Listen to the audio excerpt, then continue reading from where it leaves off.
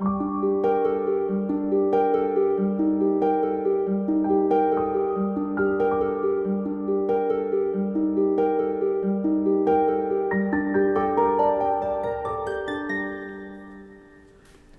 and welcome to Skeleton Songs. I'm doing the intro today because my wife is too ill to speak, so I'm doing an impression of her. Was it good?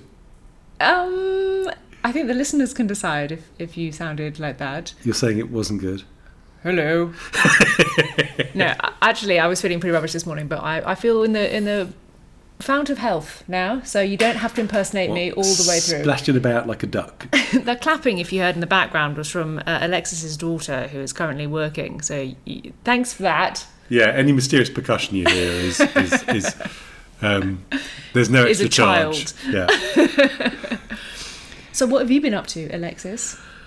Writing. Making this so-called CRPG, what we are doing. Apparently, if you want artists to draw pictures, you have to do what is called art direction. So this has been an interesting evolution, I would say, particularly for you, AK.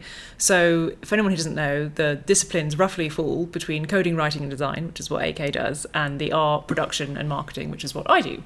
And we have always been a story-first studio. Writing is our A feature and it always will be. Followed closely by design, I think. And as a result... Some would differ. As a result, it has traditionally been the case that in Weather Factory and at your previous studio, Fail Better, it was writing that led the way and art basically just did what writing asked it to, which I think is quite common in games, honestly. I think it's unusual to be a specifically art-led game or studio. And then we ran into problems with this with Book of Hours, particularly because we were working to quite a tight schedule. And what, 102 rooms? 108, thank you very much. 108 rooms in this gigantic madhouse that we decided to do as a two-person team. And one of the problems was art got quicker because AK had to do all the other stuff like the design and the writing and everything else. So we would occasionally overtake AK, and you found it quite stressful to be presented with the sort of fait accompli because you weren't used to that. You were used to giving detailed instructions to artists. Well, I think so always, we've talked about this before, where it works best is when you get some dialogue back and forth between, which is easier to do in an indie studio than in some larger studios because you have less of a rigid production schedule. That's the thing, like you and I literally are a married couple working in the same room who can easily have a conversation of 2 minutes. But also, you know, if you ask somebody to draw something, they'll draw it and you'll be like, oh yes, if you want a waterfall, then of course it makes sense that the rocks around there be mossy, so then people might slip on them or whatever. And I always like that dialogue. I think it's got better and better with both you and me and with Adrian, our art freelancer, the magnificent Breton. But with Book of Hours, it's very hard because very early in the process, I came up with this sort of map of all the rooms with a little bit of history behind most of them. And some of them were just sort of things that had to be in there. So we had several different bedrooms with a sort of basic decoration style. We had the earth cellar and the wine cellar, and then you come to me and say, what's the art direction for the wine cellar? I go, I don't know, so it's got wine in, and you'd be like, yeah, but I can't say that to Adrian or whoever, and so I remember sort of sit there brokenly spooning out ideas, squeezing them out in between trying to write code or well, this is a frustrating design. thing, and I'd have to do like 10 of them in a row, so it was this real feeling of, you know, Don Draper writing tags. You have to come up with a whole bunch of ideas that really go. But if I start with a bunch of references, and 1948 is great for getting references for really different areas. I'll throw it over the fence to you and Adrian. You do a sketch, you come back, and I'll say, this is what I want, or no, I completely misled you, or actually let's go in a different direction. Then we go back and forth a couple more times. Then we end up unfussily with something good. But I think if you say that the dialogue between the writer and the artist is great, but you want creative direction, you want a clear idea of what's going on. If you just say, oh, I don't know, a wine cellar, you don't know what you'll get back, and the arrows don't always point in the same direction. Well, I think it's particularly important for a game that is so lore-driven and where it matters if something looks different or if there is a reference here and there. I think in some other games you could probably just say to the artist, give me your best shot, come up with some good ideas. Because one of the frustrating things from Art's point is we're really imaginative, right? Like it's not just me and Adrian, like artists generally, our job is to be creative. So we love just coming back to you and saying, I don't know, I was watching Metropolis this week, so I put loads of dials and everything, here you go, but it doesn't look cool. Yeah. But the problem is you now have to either tell us to go back and take out all the dials from Metropolis because it has nothing whatsoever to do with the wine cellar at the bottom of Hush House, or you have to then write some sort of lore around why that is the way it is, and then you have to build on that for the rest of your IP, right? That's it. And sometimes that works. There's a Snow in the Neath story that I've told on this podcast before. Sometimes it really doesn't. You either have to suck it up or get it changed. And so there's such a specific atmosphere to travelling that I really want to be sure that I give you and Adrian clear directions to begin with. And I was thinking today, so I've done the art direction now for, I'm just finishing off the very last location in the game, the details on it. And I look back at the document and it's about a million pages. Well, no, it was going to say it's 6, maybe 7 locations, depending on exactly how you count it, because like the interior of the cathedral in one city as a whole, its own whole thing, and it's about 10,000 words now. So the release it as some DLC. Rate of exchange, as a ex-colleague of mine used to point out, was 1,000 words to one picture, and what we've actually got is about 1,500 words to one picture. So that's some numbers. But it is useful, and I think you're a bit more relaxed about it, partly because you trust Adrian and me, because we've had this interchange before, and partly because you were just forced, because you were the bottleneck during Book of Hours development, you were just forced to let go a little bit, because you literally couldn't do everything. So rather than having to come to you cap in hand constantly and say, tell us exactly how the bedstead should look in the 15th bedroom on the 3rd floor, you eventually said to Art, look, I need 4 bedrooms, come back and make them interesting, as long as you do your research, bearing in mind it's 1936 or whatever it was, which we then dutifully did. That's it. And I think, early on I was a much more, I'll still put in references if I because often I'll need to go off and look for references to make sure I'm implying what I want to imply. So I've got, for example, the last bit of art direction I wrote up was this old Hungarian gent, and I thought I'll put him in a 3-piece suit. Does that give the impression of sort of conservative Middle European gentleman in the 1940s? And I went away and did it and came back with a reference. And that all makes sense. Well, you see, from fashion's history, I can tell you that's true. I could just have asked you, but then I wouldn't have come up with the reference. Often the research feeds into the references. I don't want to say like this thing I just found, but often that's just manual labour, because I know perfectly well I can say to you or Adrian, we need wildflowers that are appropriate for the cliffs of Cornwall, and you will do the research. There was, I remember, one.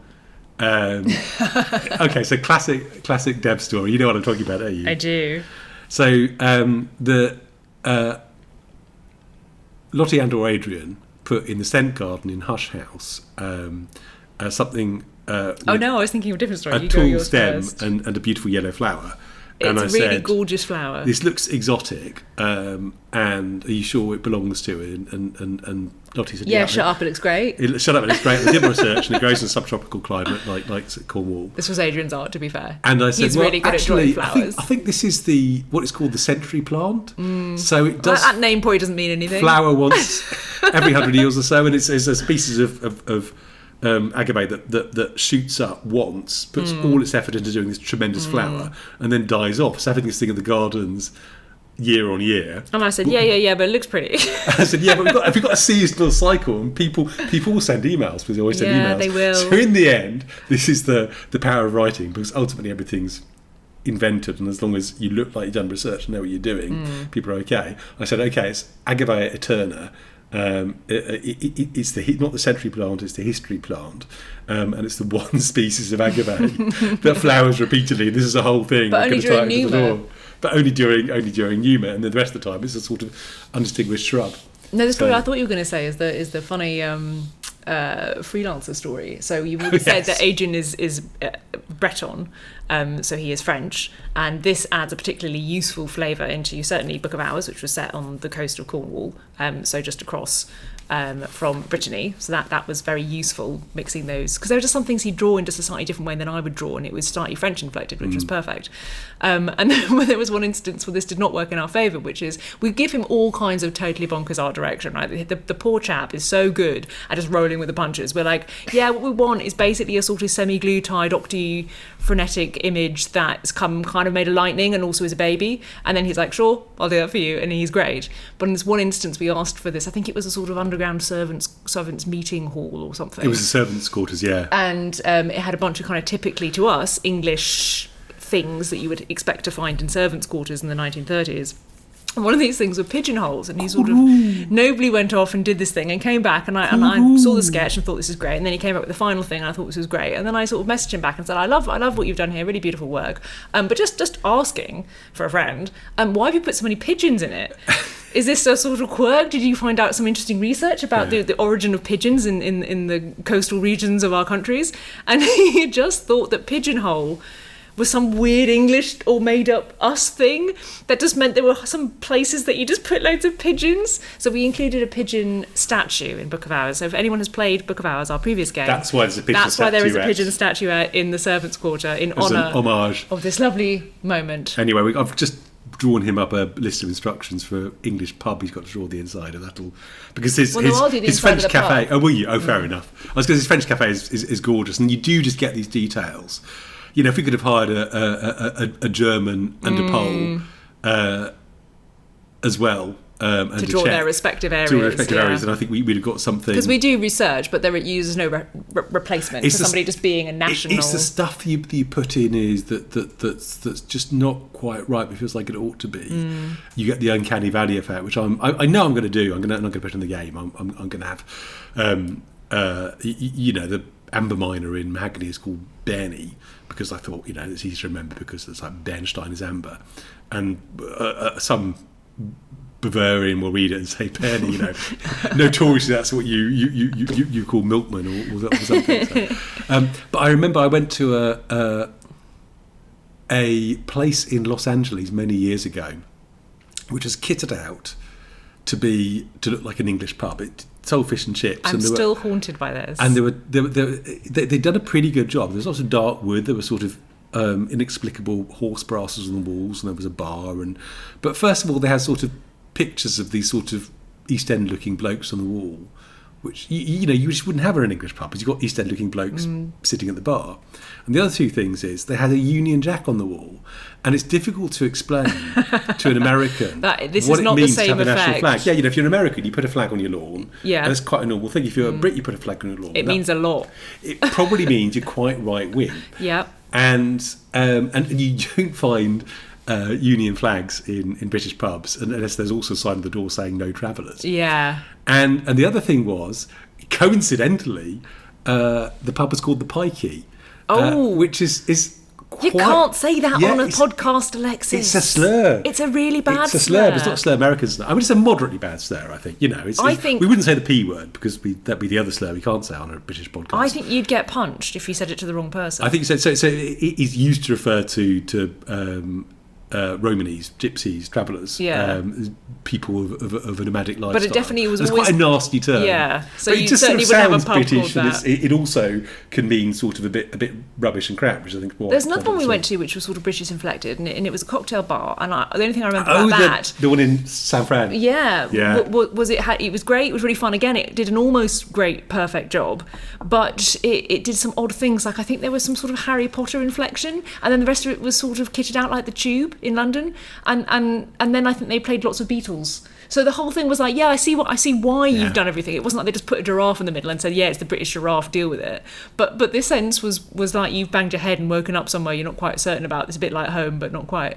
And I hadn't realised. I mean, I knew I'd need to do research, but I'd done a bunch of research on various European cities for Exile years ago, and I didn't realise just how deep I'd got myself in this time round. And again, it's fine. The alternate history forgives a lot, and it's clearly a fantasy game. So unless it looks sort of actively weird to locals, which I don't think fine. It will. But the next game, this is why I'm thinking 5th century Britain. The next game, one place, that honestly there's not many reference photos of. Have you just done a massive reveal on what our next game might be? No, we've said before it might be an Arthurian thing. Yeah. Or it might be a space thing, or it might be... Well, we haven't said any of that, but now we have said it, so congratulations. Well, whatever. But anyway, we won't give up making games. Yeah, might go and... I still got this idea about doing the touring jazz band in the 60s, but that's clearly a terrible idea. I think that is probably not one of your best ideas, certainly not the one that I'm most excited about. Because we are trying, with travelling, to do something a little bit more centrist, not less good. Hopefully this is the best game we've ever made, and I think it is shaping up to be the best game we've ever made. But one of the problems we've had before, which is we've talked about before, is that basically we make really weird stuff, and that's all well and good when you're trying to show people something they haven't seen before, which is a really important thing about indie games, right? You know, there's no point us making Assassin's Creed but with 2 people and a budget of £5, because no one's going to buy that. But if we say, like you know, you were saying, it's actually a sort of mad mythic history thing that AK has pulled out of his brain that you've never heard of before, that's quite compelling for some people, so that's great. But there are some downsides, which is, you know, Steam, the actual marketplace where we actually make our money as professionals, has not a Scooby to what to do with us. Like I've said this before, every time we go on sale, it's like, where do you want to be? In the RPG box, in the card game box, in deck builder sale. You put in the deck builder sale, and then we get comments saying this is clearly isn't a deck builder. The roguelikes are like, hey, I can kind of see the heritage, but also like you're really chancing it, like it's not a visual novel. So with Travelling at Night, we said, look, we're going to take a really clear defined genre, which is the CRPG, the character-driven RPG genre, and we're going to make it isometric, which again is a really established way of showing the game. So anyone who looks at it is going to immediately be able to say, this is a kind of game I understand, and I have a clear ability to decide if I'm interested or not interested. And it's fine if you're not interested, if you're somebody who only plays digital tabletop, who only play, I don't know, like RPG action games, that's fine too. You can look at it and immediately say, this is not a game for me, I wish you well, but on your way. And I think that is a very sensible decision, and I don't worry that we are getting rid of any of the good stuff that keeps us unique and interesting, because there's a hell of a lot of mad stuff. I think so, and there were two, you know, we've always said there are 2 strands really of the reason, 2 strands of the reason, 2 reasons we wanted to do this. One was because we wanted to make it look explicable at a screenshot. Did I say explicable? Explicable. And 2, I just wanted to do a CRPG because it's the we've always wanted to do that. The company's doing like an opera. It's this mad over the top thing. But if it doesn't sell, then we'll go back to, you know, this game will be about a grave robber in 15th century Carpathia who has a magic nose, and the game is played through the medium of angry dice. I feel like that sounds like a punishment rather than a promise. Yes.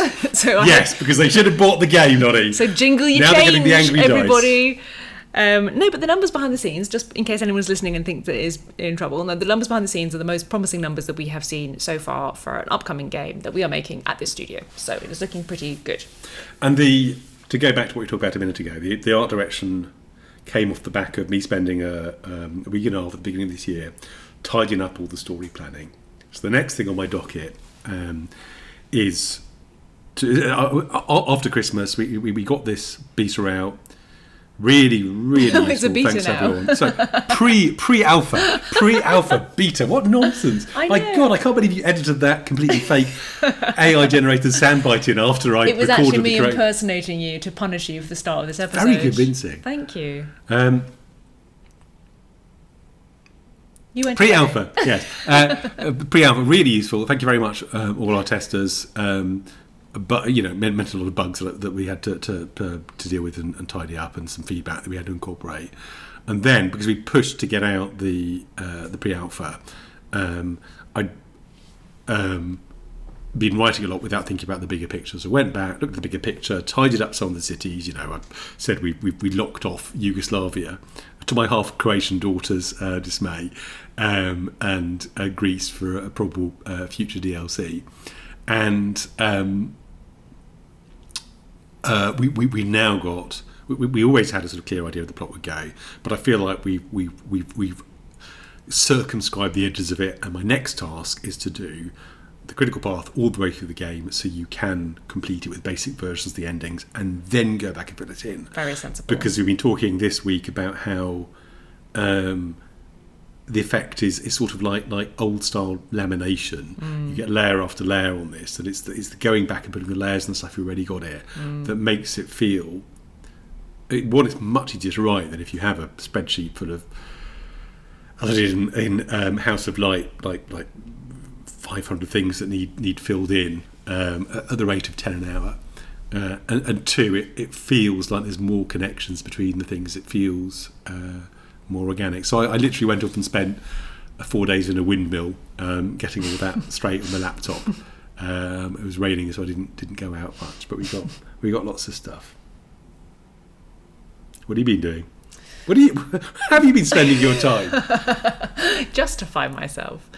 I have been. Well, it turns out that you made a boat go up and down. I did make a boat go up and down. You made a hippo go up and down. I did, and also expel hot air from his nostrils. Now, I've been tinkering around with actually taking the beautiful environment art that we now have and putting it into the game in a meaningful way. So we've talked before about how traditionally isometric games are a mix of 3D and 2D art. What you tend to do is have some basic building blocks built in 3D, including the player character (S) if you've got a party-based CRPG, because that allows you to have the most flexibility in terms of angles and yada yada yada. But then on top of that basic building block system, you then paint a bunch of 2D art, because that gives you a lot of ability to paint really beautiful, detailed stuff that is a fraction of the expense of creating the same beautiful world in entirely 3D. So this is traditionally how it has been in the past. We're not doing that for many good reasons, mostly that we don't know how to do it, but there are also other reasons. And the plus side of this is that we have full control over all of our art all the time, and it is cheap and quick to do. The downside is it is quite difficult to tell the game what should be in front of and behind other things. It's quite difficult to make shadows look good, and there are lots of little bits and pieces around the game that are more difficult just to make look particularly good in a sort of pseudo 3D environment. Because of course, when you're actually playing Travelling at Night, you will be traversing these environments as though they were 3D spaces, even though they are entirely 2D. So one of the big tasks that I have is every time we draw a gigantic outside scene, so take Prague for example, I have to go through the layered Photoshop files that we have, compile as much as possible of those layers into single flattened images that I then cut out and put in Unity and layer them in a sensible way that the game knows, again, what is in front of and behind other things. I add lighting to give different moods, to give nice focuses, to where I want the player to look, to where important areas are, and then I add as much as I can in terms of life. So some areas are quite resistant to that. They don't have any obvious things that I can basically make move. Some things have an obvious place. So for example, in Prague, it has this gigantic river in the middle. So I was playing around with different shaders to try and get an effect that looked like moving water, that was attractive but wasn't too performance heavy, but also didn't totally clash with our art style. Because if I suddenly just put in some really realistic 3D moving water, that would look pants compared to everything else, and would devalue the rest of our lovely art. So everything has to work together. So yeah, I've been tinkering around, and it turns out it's totally endless. It's an endless hole of things I can do. It reminds me of, I'm not at all a coder, but the one code skill I ever built up because I thought it was quite interesting was HTML. Because my experience of doing HTML is that it's constant little tinkering. That once you've got the basis, you can be like, ooh, change the colour of this text. Ooh, let's put this in here. Let's try this formatting option. Refresh. Does it look good? Yes. So this is pretty basic HTML, right? But there's the same effect of tinkering around in a Unity scene. It's like, ooh, one more 2D spotlight over there. Ooh, what does this particle effect do if I put it over here? Ooh, let's put some steam coming out of the hippo's nostrils. That's a nice effect, and it can go on forever. So I'm going to have to be quite careful with my time on this one, because I was looking at your art direction, and broadly speaking, I get Adrian at the minute to draw our big expanses, because that's not my strength and I don't enjoy it. And what I do instead is do the interiors. He's really good at composition, isn't he? He's great at composition. He's great at foliage. I really don't like drawing foliage or nature, because I find it boring, but it really matters. I mean, I don't know if anyone's listening to this who is an artist, but even if you're not, imagine drawing a tree, right? There are ways that you can draw a tree, and you can do the classic children's thing where you basically do a curly motion with your hand to do the sort of round green bit at the top of the tree, and then you do a straight line to do the brown trunk of the tree, and there you go. That's not the world's most beautiful tree. So if you're trying to make it look a bit more beautiful, you'll think, okay, so I've got to somehow simulate these leaves. But because you're not insane, you're not going to want to hand paint every single leaf on a tree, because if you mathematically try to think, how many leaves are on that tree that I'm painting for this random podcaster who's asking me to think about this?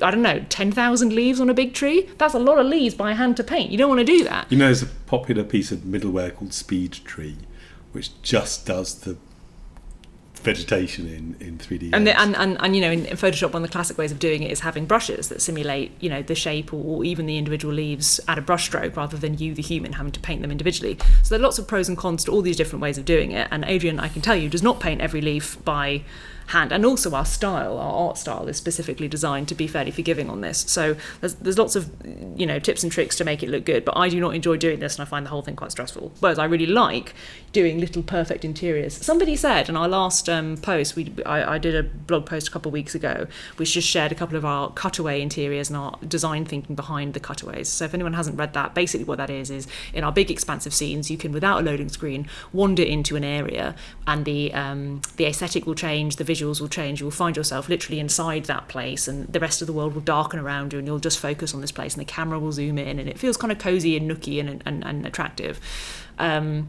I shared, I think it was a bookshop that I had just finished doing, that was our kind of test case for these cutaways. And someone had commented on it and said it really reminded them of Gabriel Knight, I think is the computer game. Now, I haven't played Gabriel Knight, but as soon as I looked it up, I can absolutely see what they mean. It has the same sense of kind of occult inflected, nooky areas with nice lighting, which is exactly the vibe I'm going for. So number one, you know, that's a compliment. Thank you to that person who said that. I'm glad that had that effect. Number two, I'm glad to be totally clear that I haven't copied anyone else, because I had never heard of this game before. But yeah, I really love doing that stuff. And I let Adrian do the big scary expanses. It reminded me of... mailbag. Well, do you want to get into the mailbag? Well, I wanted to get into a thing in the mailbag, because it follows on quite neatly from what we were just talking about.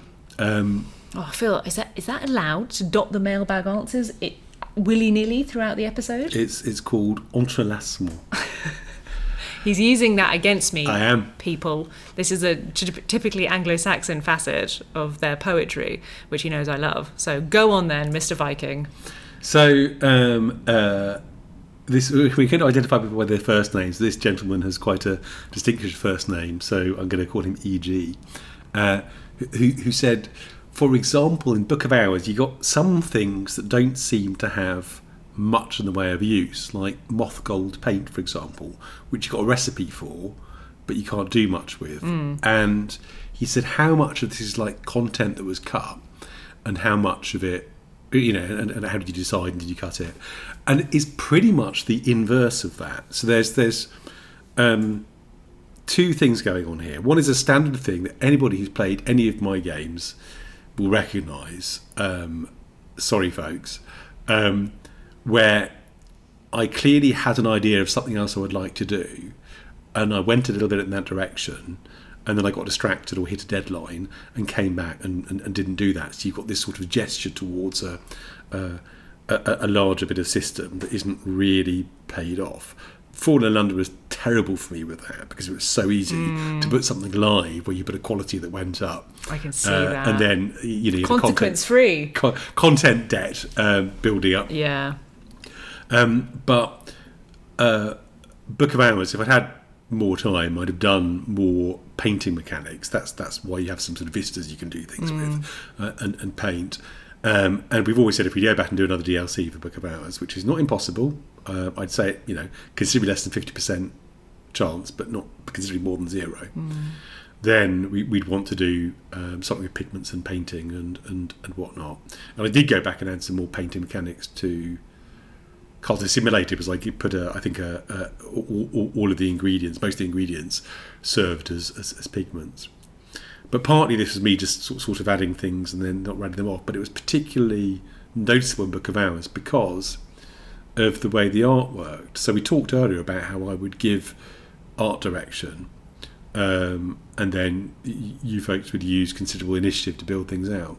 And one of the ways that you use considerable initiative is you would fill rooms with stuff, because an empty room is boring. And then, when we were deciding all the interactable objects in Hush House, of which there are hundreds, our starting point for a lot of it was, here were the things that were in the concept art, let's cut them out, and I'll find something interesting to do with them. So in some cases, ended up in some sort of drunken weekend where you were just banging your head against a sort this of is one of my first big writing breaks, where I just I'm going to, you know, work. I remember I sort of stayed up till 10 2 nights running, and just knocking these things out. But for example, the storeroom had a bunch of paint pots in it, because what do you put in the storeroom? Yeah. And lots of the paint pots are different colours. Because they look beautiful. Because they look nice along side by side. So then I translated these and put some occasionally funny commentary when you analyse these bits. And there are some uses of these paints, and if nothing else, they're just generically liquids which you need for some recipes. But and they have aspects which make them relevant. But you go too far one way, and you just end up with extremely simple ingredients that are boring, and you stack up large quantities of stuff. And you go too far the other way, and you end up with ingredients that differ only in flavour, and people find it difficult to work out what's flavour and what's relevant. Cultist Simulator was more successful in trying to build a crafting system that you learnt the rules of through the flavour. Book of Hours was overambitious in some places and just much bigger, so it got a bit baggy. So in answer to the question, we didn't build it in and try to cut it. We a lot of things, it's like sort of digging a mine. You start digging a certain direction, there's not a sufficiently rich vein there, or you have to get out of the mine before the gases build up too much. So you get this sort of half-finished gallery. Well, and you said once to me, I don't know if this was your quote personally, that design is moving the paint around. Yes. Right? Is that your direct quote? I think so. It sounds very good. Either that or I unconsciously plagiarised it. Congrats.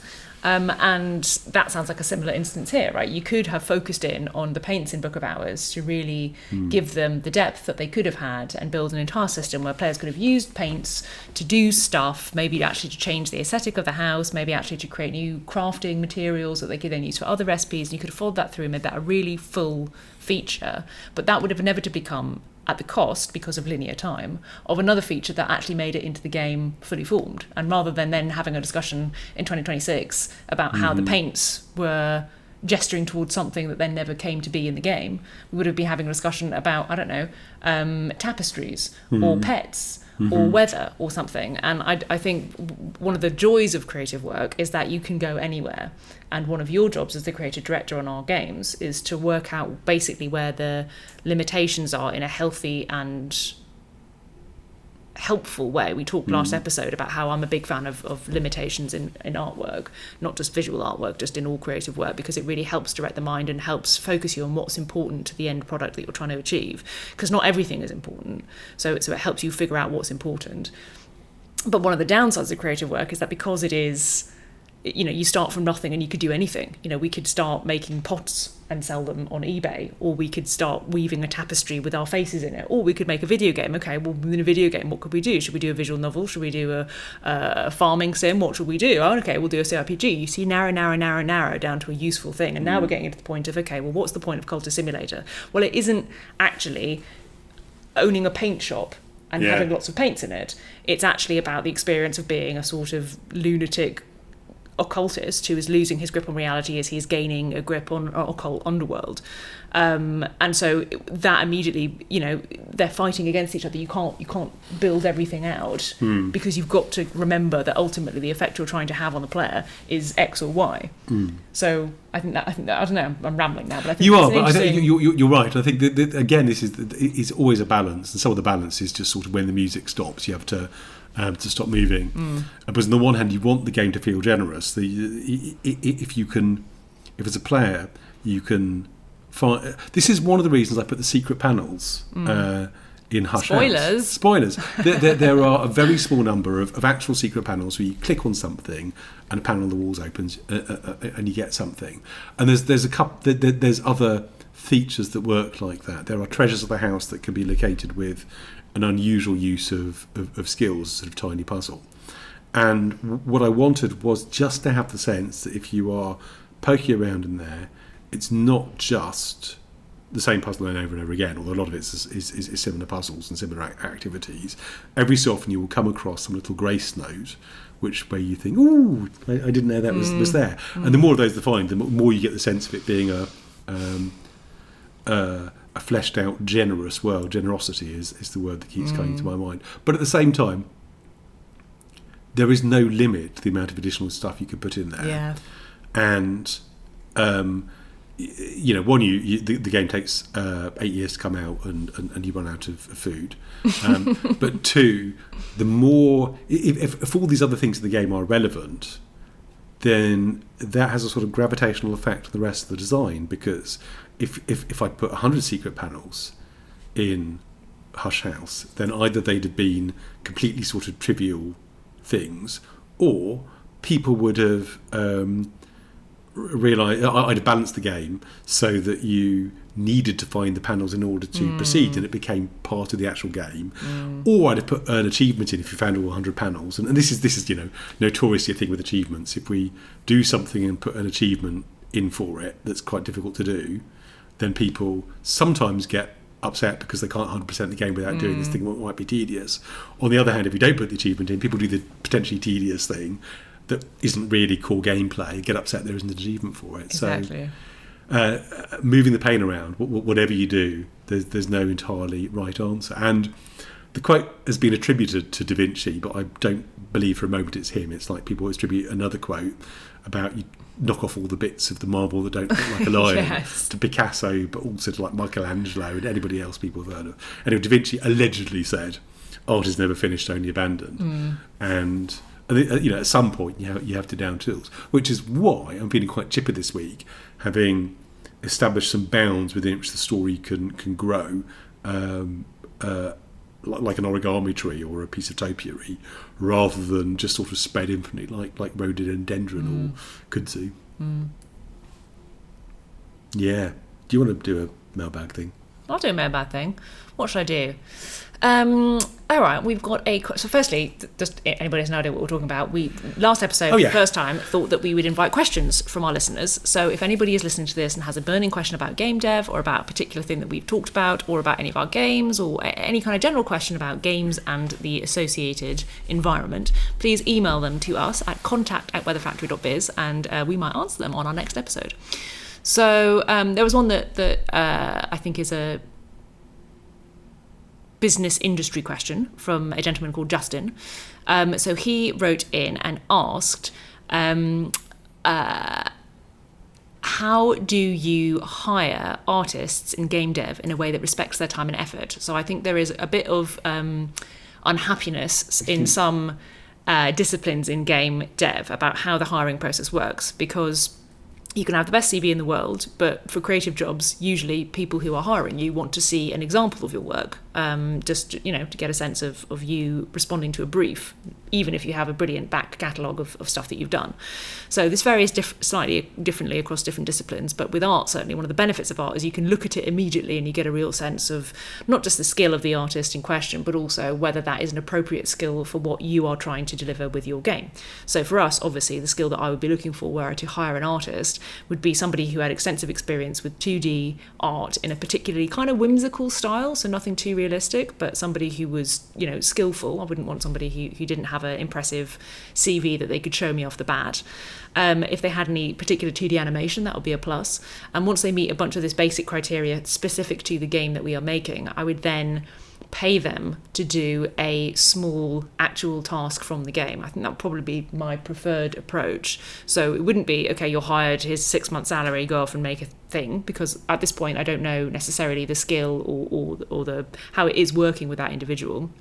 But what I would say probably is, let's take Book of Hours as an example. We might say, could you draw the servants' quarters? So here is a brief, here is a time period in which you have to deliver it.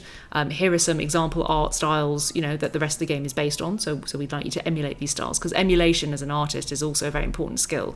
Adrian, our freelancer, is basically aping my style, which is partly why we like working with him so much, because he's very, his style is similar to mine to begin with, and then he's good at fitting in. So what this means is, hopefully, you will not be able to tell when you play Travelling at Night what has been drawn by Adrian and what has been drawn by me, because if you could, then that wouldn't be the art team working together as coherently as we could.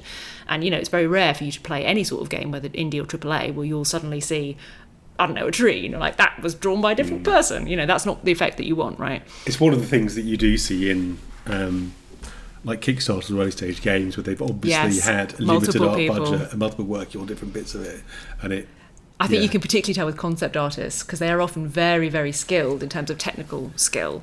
and they produce these sort of vast, beautiful expanses, but they often really look like a painting in a way that a game artist who is more used to dealing with animation or dealing with even with environment art in a game, they just look slightly different. So I think the effect is a bit like when you watch like an old Disney film and you can tell what is going to move, even if it hasn't moved yet, just because the art, the colours are slightly brighter, or they have a different effect than the background artist, who is clearly a different person who is painting it knowing full well that it's never going to move or have any moving shadows or anything. So yeah, the short version basically is I would give a would-be artist joining this studio a small, easily deliverable task, partly to see that they can actually do the work, but mostly, honestly, to see what it's like working with them, because particularly with indie teams, it is so significant having a personality, not just a personality type, but just somebody who like delivers on time and is nice to work with. Like, it's a big deal.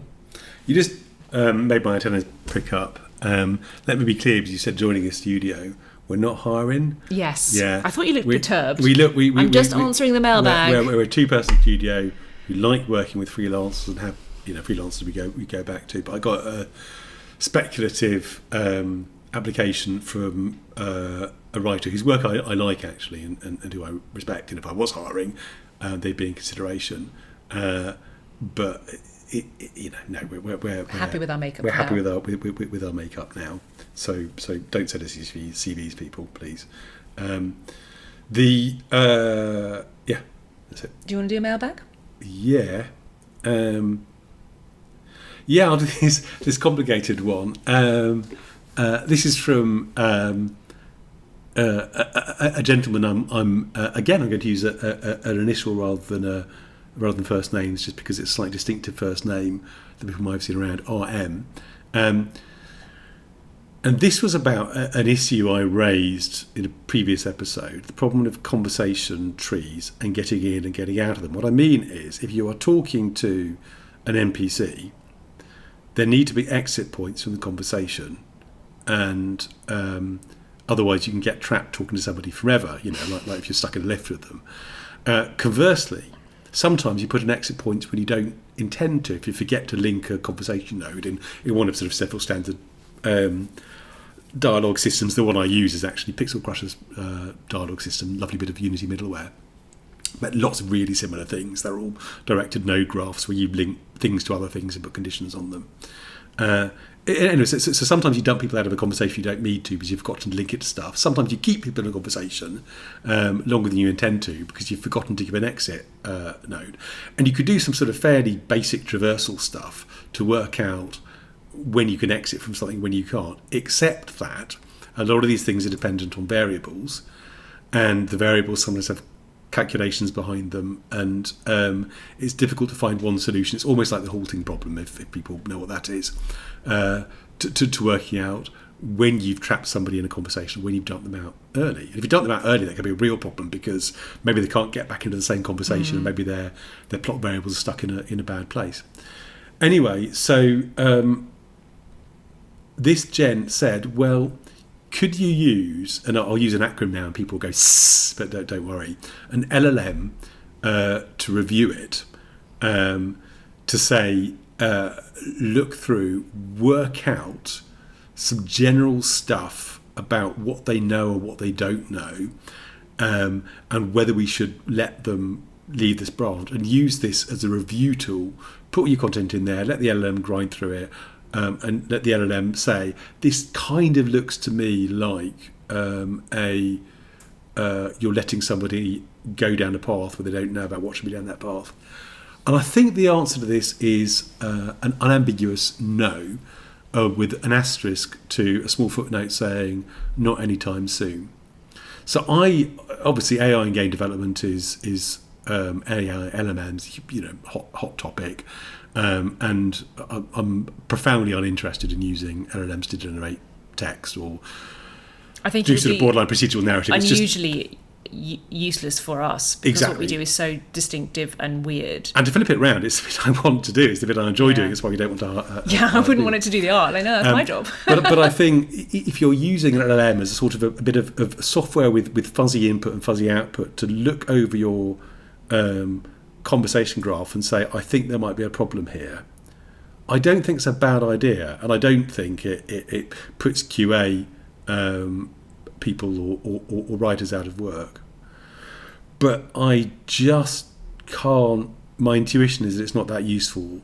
Well, because you can't trust it. Because because it's fuzzy, you can't trust it. But that's kind of the point. You don't want it to give you answers, but it's very hard to find a mathematical way to work through all the states of a conversation tree and say, "Is the problem here?" I've seen efforts to do that again and again, brute force it, and they will catch obvious problems. But you know what else will catch an obvious problem is an alpha tester in the first 15 minutes. And often things that look like obvious problems aren't problems. They're just exotic edge cases that have been put in there for some particular reason. And there are so many reasons why you might want to dump somebody out of a conversation early, and so many reasons why you might want to keep somebody into a conversation until some condition is fulfilled. That expecting a system to know about that and produce useful responses about it, unless it has all the background, I don't think is an especially profitable use of time. And I think what is useful, what I spend a lot of time doing, is adding, in some cases, really simple UI stuff to the back end to flag it. So one of the things that Dialogue System ships it out of the box is you get a sort of red triangle marker wherever you end a conversation without leaving back in. If you just scan that, you can see straight away, there's some of those. Is there a reason for that? Yes, there is. No, there isn't. But let's do something. And I've got a whole bunch of other stuff in bright colours that pops up now when I put particular kinds of requirement or effect on or nodes that I found very useful for seeing what the kind of interactions might be. And when I go back to a bit of code or rather narrative after a break, cramming it back into my brain reasonably quickly, because one of the other problems of using an automated system, whether it's an LM or something more mechanical, is that it says there's a problem with this bit of conversation, and you say, is there? And it goes, yes, here. And you say, right, well, can you explain to me why that might be a problem or not? And he goes, I don't know, that's your job, mate. And you say, yeah, well, I wrote this 3 months ago while I had a heavy cold, and I've no idea what any of it means, unless I spend 15 minutes reading the comments I've definitely left and understanding what's going on. And the LLM says, if it's an LLM, you're absolutely right. I'm so sorry I didn't provide you the helpful response. Well, AI knowing the context is one of its big weaknesses at the minute, isn't it? That it just rarely is able to interpret stuff in the way that a human can bring in a lot of context, whether it's context from a particular code base or whether it's context from it's an expectation in this particular society that you do this or whatever. So is this part of a larger thing about procedural text then? Because you've never been a fan of proc-gen text. I haven't. It's been quite funny watching the industry shift from, I'm really generalising, but in some quarters there's a lot of sort of enthusiasm for procedurally generated narrative, which is now sort of tainted with the idea that we don't want machines generating a narrative, so it's evil. And there's a lot of space in between and different approaches. And but I can't think of somebody who has done proc-gen narrative in a way that I think really knocked it out the park. This is not saying anybody who did something interesting with it did a bad job. I just think it's a really difficult problem to solve. It is. I think, again, one of my lines is that system is the stuff that happens repeatedly. Narrative is the stuff that happens once or exceptionally. Stories that repeat aren't stories; they're patterns or rhythms. So I can think of lots of examples of emergent narrative or system underpinning narrative to make it more interesting, or people using Crusader Kings as a sort of story generator, but it's not the same as producing the actual text, unique text procedurally. I mean, this is what cultists interesting like, really, experiments, but yeah, exactly. You take lots of bits and fit them together. Yeah. But producing novel text is it's I think a bit of a misstatement of the problem, because I don't know why you would want to do that, because you could achieve that same effect with a system with bits of slightly altered or mad-libbed or pre-coded or unique text. But to go back to it, I think one of the points here is that my sense is that because LLMs are so unreliable, and because the idea of using them for direct creative work is sort of unappealing in itself. One of the places they may be more ultimately useful is just as a sort of high-powered equivalent of a spell checker or a grammar checker. I was just going to say, like a spell checker. So, because my kid has been struggling with the fact that the grammar checker in Word is 20% useful and 80% complaining about the Oxford comma. And I think, an LLM which is a bit fuzzier and a bit more context aware could give you a bunch of advice which you could then ignore half of, but half of which might be useful. I think the single most biggest impact that AI has had on my life personally, the most useful thing that AI has ever done for me is that thing that pops up on Gmail when you've said, please find attached, and you haven't attached something. And a little box pops up and says very politely in American, have you been an idiot? Did you actually mean to attach something? And then you're like, yes, you've saved me. I can't tell you how many times that has saved me embarrassment. I'll tell you what I think it's great for, and the actual proper LLMs. So here you go, folks. Here's your nanoscopic scoop. Alexis Kennedy uses AI God, for are you going to rile up? .. Jazz recommendations, mid-century jazz. I've really been enjoying Andrew Hill. Have you got anything else like that? Yeah. Wayne Shorter's The Tits. What should I listen to next? Because jazz is not something you listen to much sort of around the house as background music. I tend to listen to it sort of in the car when I'm out for a walk. So I'll sort of queue up a couple of choices. Well, and also it strikes me that situation is one that AI is very well suited for, right? Because that's basically a Spotify algorithm. So I say to Spotify, I really like this song, give me a radio playlist based on this song. And then it says, okay, well, you've listened to the song a million times because you're a lunatic. Here are all the other people in England who've listened to the same song roughly the same amount of times. Here's some stuff that they've also listened to lots that are probably also stuff that you will enjoy. Off you go. Which feels like something that a sort of single human would go mad trying to do for you. But AI can do effectively and it's got the other great advantage for an AI related task, which is that it doesn't really matter if it gets it wrong. Yeah, which is all the time. That's also really good. So if it says, Eric Dolphy was on this album, and you're like, mate, he's not, and it says, oh, you're absolutely right. Then fine, you listen to something else, and it expanded your world. So. Well, I hope that you haven't set the wrath of the internet on us, because I don't like the wrath of the internet. No. It's quite wrathful. It's quite big. It is quite big. Do you want to talk about Prune Whip? I can't remember the name of the lady, though. I can. So one of the other, another person emailed in, Grant, who has asked about the Book of Hours cookbook. So anyone who has not played Book of Hours, there is quite a hefty cooking system in Book of Hours. It uses the crafting system used for everything else, but enables you to make a bunch of, I would say like 85% plus genuine English dishes that you would find in the 1930s, with a hefty 15% of AK making it up and making it sound cool and appropriate to the law. So, for example, things like prune whip, starry gazy pie, also known as stargazy pie. Was it King's Luck pie? Lots of kind of totally bonkers, slightly sort of medieval inflected British cooking that you would expect at a posh house, not something you'd rustle up for yourself on a single night. Lots of really interesting dishes you can make in Book of Hours, and I spent a lot of time drawing the art for this, which is quite difficult to do side on, quite difficult to differentiate lots of different plates side on, and making them look as delicious as possible. And Grant is not the only person to say, have you considered making a cookbook based on the stuff you can cook in the game? And number one, we actually have a couple of people who have experimented, people who are obviously quite confident cooks, who have made their own versions of various things in Book of Hours. So if anyone is a confident cook, listen to this. I strongly recommend you pick a recipe and try one, because it's quite a fun little game to play. But the actual answer that is useful is we don't really need a cookbook of the hours, because there is this brilliant cookbook that I think I found for you. You did. You gave it to me at which Christmas is present. Featured a bunch of specific 1930s recipes for if you are cooking for a large number of people and want to impress them as though you are a country house sort of hostess. And it was Arabella Boxer's book of English food. And the thing about this is English late mid-century food was famously awful, and has generally left people with the idea that English food is awful. Can we say the misnomer thing about that though? Go on. Which is that so English food gets a very bad rep. This is what I was saying, but you pick it up. Just that part of the reason this came out of it was because of the war, which obviously is relevant for travelling at night, that after the Second World War we were one of the most rationed countries. We were totally sort of hollowed out by the country's efforts over the X years that we've been fighting and trying not to totally destroy ourselves.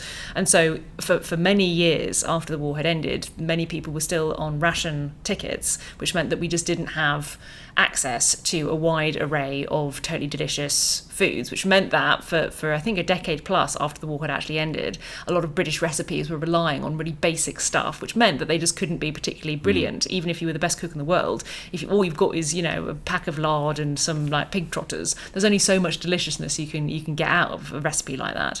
So I will defend our cooking and say that actually it's much better than people think. And you know what we've done as you know, the English language and the British Empire were built on cheerfully stealing from every other country in the world. Well, because we knew that they'd done a really good job, and we wanted to eat it. Exactly. So you know, like the best Indian restaurants in the world. Yeah.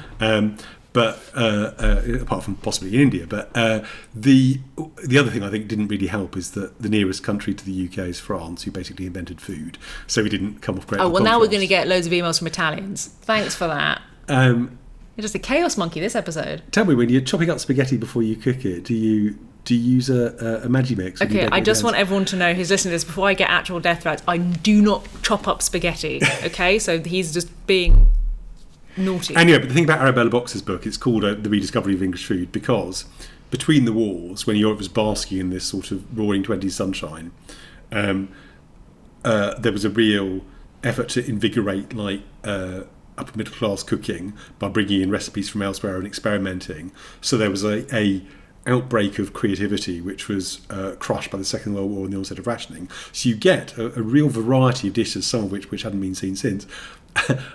Prune whip is one of those. Now I can't answer for prune whip. It may be disgusting. Prunes don't enthuse many people. It doesn't sound brilliant. great, but if you want the recipe for it, it's in Arabella Boxer. Starry pie, you'll find recipes for online. The Walls of East, which Grant also asked about, I'm afraid is totally invented.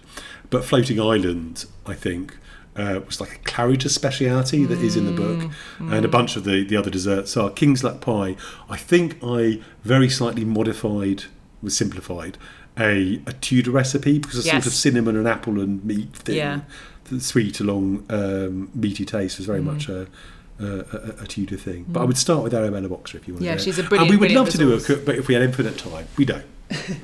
Also, just to add on, occasionally I bring out diplomatic stories. Oh, yeah. And, you know, obviously, British Empire wasn't great, shouldn't have done it, feel bad about it, sorry guys. But India gets its own bag now on the cuisine. Because number one, obviously, Indian food is amazing. And there's a big difference between the North and the South styles of Indian cooking, but basically it's all delicious, so congratulations.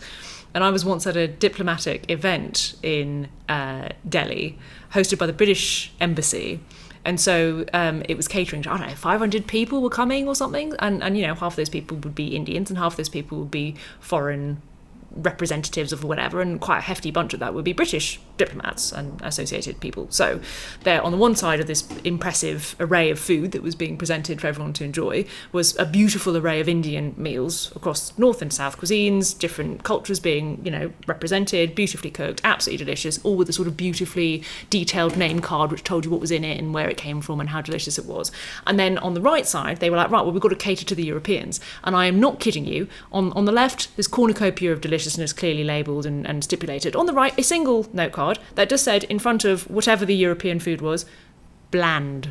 So that was all you needed to know. That there was Indian cuisine in all its radiant glory, and then there was stuff that wasn't Indian that didn't taste very good that was bland.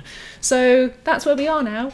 Fish and chips is bitches. Well, it's what God eats. Fish and chips is totally excellent, and if you get a good fish and chips, I was going to say, I think maybe the problem with British food and its reputation, apart from the whole kind of post-war we didn't have anything to eat issue, was that I think if you cook British food badly, there's nowhere to hide, and if you cook it badly, it can get stodgy and tasteless, right? But if you cook it well, I went to school in the 70s, boy can it, yeah. Right.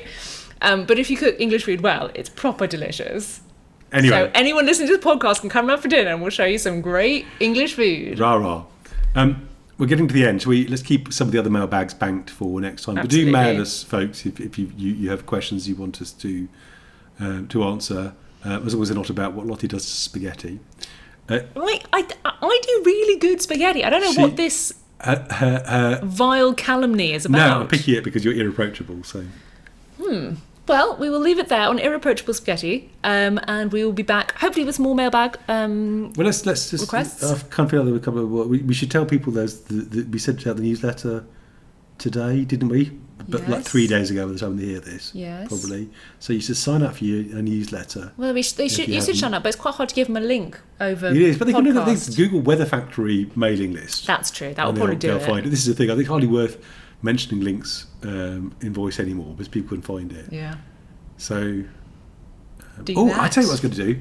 Oh yeah, as a special treat to end this. Yeah, so my sins, my crimes, my vices, that's what I'm looking for, over the last year have been an ever deeper investment into jazz and into mechanical keyboards. And I just want you to hear my most recently purchased mechanical keyboard because I think this sounds like the angels are weeping. How would you characterise that sound? It's creamy with an overtone of marbly. Right, this is my life, people listening. This is Anyway, there have a you spooky go. day.